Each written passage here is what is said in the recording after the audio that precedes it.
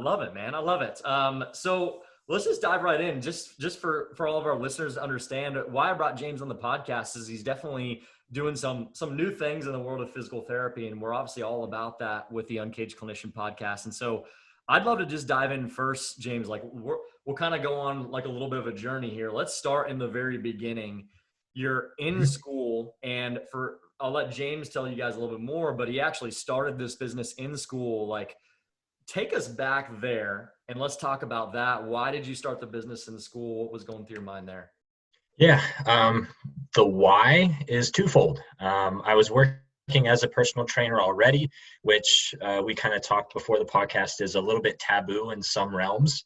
So I was working during grad school. I was training people on the side, and the interest kept growing to the point where I had not enough time. So I was very time poor, but I knew that this was a niche that I could grow on, and it could help me financially to pay some of our bills.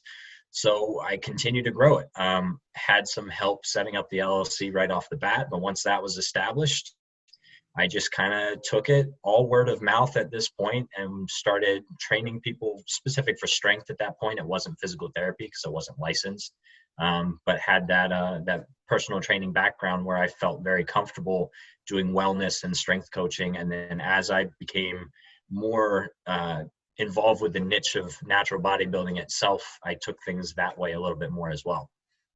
Awesome. So you started that your first year in PT school, and that was part of the way that you were able to kind of pay your way through PT school.